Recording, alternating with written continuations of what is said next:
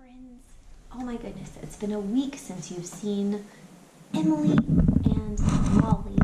And you know, they were talking a little bit about thumbs down feelings. Well, today I brought Oscar, and Oscar wants to see you so much. Let's wake him up, okay? My friends, if you're at home, you can count to 3 with me. Even use your little fingers. Ready? 1, 2, 3.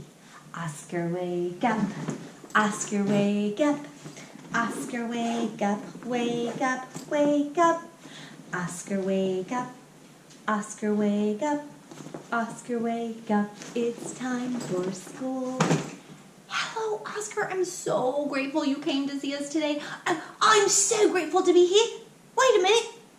Where is everyone? Oh, you silly. Remember I told you that our friends were going to listen in via YouTube? Oh, I thought you said smoosh-moob. I guess I need to clean out my own listening ears every once in a while. Yes, I know. Listening ears are so important, aren't they, Oscar? Yeah, they are. Let me clean them out really quick. Well, you know, I have a way to test everybody's listening ears at home. How about if you can hear me right now, look left and right. I can hear you. Well, if you can hear me right now, try laughing out loud. Nah! That's right. Yes, good. Okay, now, do you want to tell them something to do? Oh, sure. Let's say, if you can hear me right now, touch your toes. Whoa, Oscar, look how flexible he is. Oh, you mean like this? Whoa, Oscar, that is super duper amazing. How'd you get so flexible? Oh, well, I bet they can do it too. If you can hear me now, try to touch your other ear across your head like this. Oh, you mean like this? Yeah, that's right. Well, if you heard all those things, then your listening ears are on, which is great because listening ears allow us to hear instructions and to pay attention so that now we know everybody's listening. Oscar, I wanted to invite you today because I know you have a super important story to tell everybody, something you were really wanting to share with our dinosaur school friends. Yeah, that's right, Miss Ashley, and I really thank you so much because, see, I made a mistake. I made a really big mistake last week, and I was hoping that if I could just share it with my dinosaur school friends, then maybe they could learn just like I did from my mistakes, you know? I know, mistakes happen a lot. We all make them.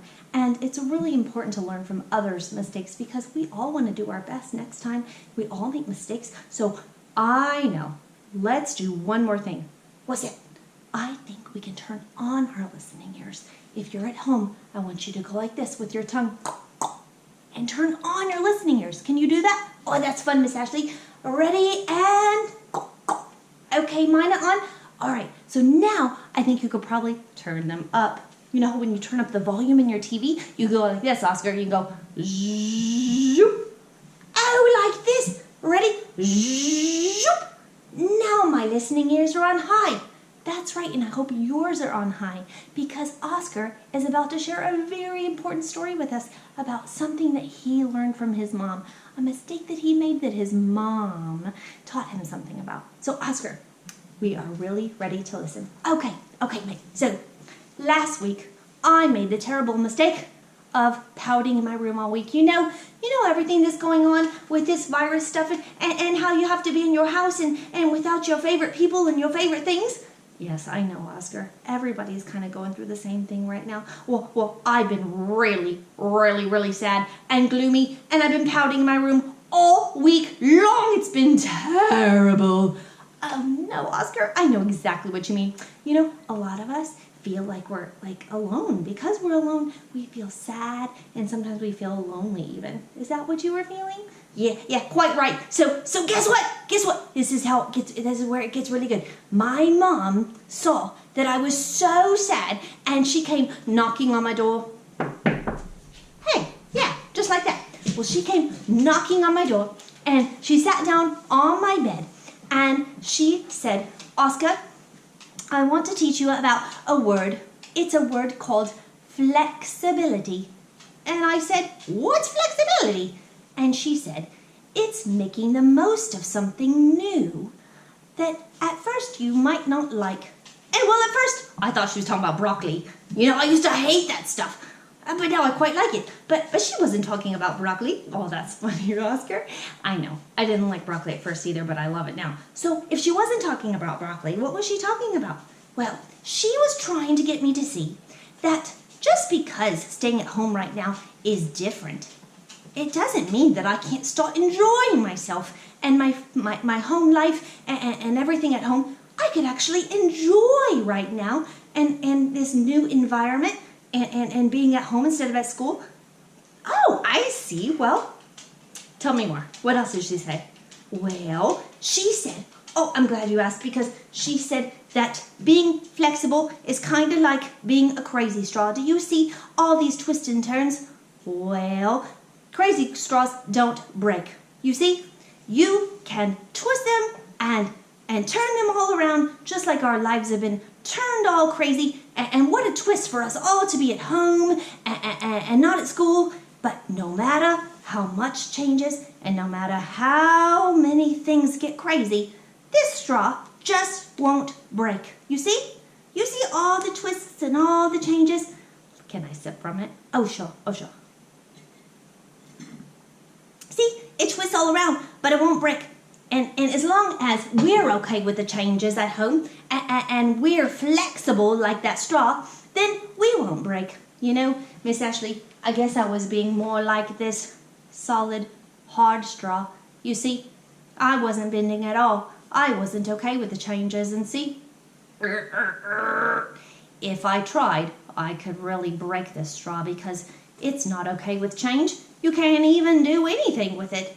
It just stays straight and rigid. You see? I see that, Oscar.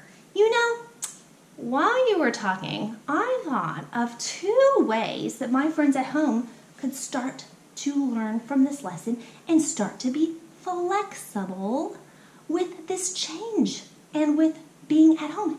Things that could make the most out of their environments at home. Do you want to hear those 2 things?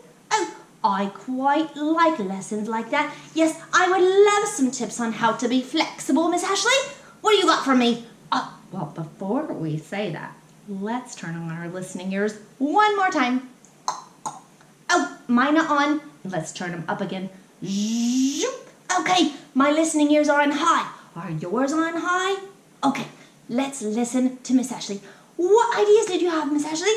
Well, I thought the first way that my friends could be flexible during this time and to enjoy their home most is to think about their mood boosters. Mood boosters? That sounds really fun, but what is a mood booster, Miss Ashley? Well, a mood booster are things that make you feel up. You know, things that boost your mood. You might be in a gloomy mood, and this thing makes you feel happy. You know, I've got an example. Oh, what's that? Well, when I'm cleaning at home or doing my chores, I like to put on some cool music in the background, and that makes cleaning more fun. Let me see if I can hear. Do you hear that? Oh, yeah. Oh, yeah. That's awesome, Miss Ashley. And you know what? You can put on that music, and while you're dusting or vacuuming, like everything just all of a sudden is more fun. You see? Oh, great, Miss Ashley, I like that. I have another example. Follow me. We're going to go back into my bedroom because in my bedroom is where I have another mood booster. Let's go. Oh, I can't wait to see this.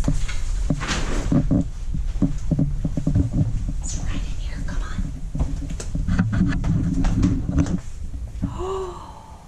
Do you see my bed, Oscar? Oh my goodness, these things are so cool. Do you see? I've got all of my frenzy here. They are all displayed quite nicely, and I made my bed today. And you know what? I made my bed today because it just lightens the room, and every time I walk into this room, it makes me feel more fun because I know I'm amongst all my favorite friends, and it just makes me want to play, you know? It makes me in a better mood. That's what a mood booster is. Let's see, Miss Ashley. I know of a mood booster. I think that a mood booster might be a really fun movie or a show. You know, my favorite movie is, it's Frozen. You know, whenever I watch Frozen, I feel so happy. That's right, Oscar. Shows and movies are an excellent mood booster. I'm so glad you thought of that. You know, it can be as easy as calling up a cousin. You know, if I call up a cousin, I know I'm going to laugh, and I know it's going to make me feel really, really good. It could even be your favorite pajamas. Do you have a favorite pair of pajamas, Oscar? Yes, I do. This idea of a mood booster is great. All right, would you like to hear one more idea of how to be really flexible at home and make the most of your time while you're here? Well, I would love it. What's the next one? Well, the next one is called Happy Sunglasses. What? What do you mean, Miss Ashley? Well, I've got 2 pair of sunglasses here. Do you see those 2 pair of sunglasses? I do. What are they there for? Well, one of them we're going to pretend is a sad sunglasses. A pair of sad sunglasses. And those sunglasses might be like the sunglasses you were wearing when you were all up in your room and feeling quite pouty. Oh, yes. Oh, I remember that. Would you like to put them on real quick? And let's try to remember those thoughts you had when you were gloomy and sad. All right. I'm ready. Okay. Let's put on the sad sunglasses. Okay. Now, try to remember, Oscar, all those sad feelings you had when you were pouting all week long. Oh, I remember, all right. I was feeling like nothing could be fun anymore, and I was super, super bored. All right, well, let's pretend like you were wearing those sad sunglasses that whole week. I got it. Well, we're going to put these away, and when I put on the happy sunglasses right on your face, you are going to name 3 things that you see around this room that make you happy. Oh, how fun! This is kind of like the book I read with Miss Emily. We read a book about Pete the cat and the magic sunglasses. Is it kind of like that? It's kind of like that, Oscar. I'm so glad you remembered that.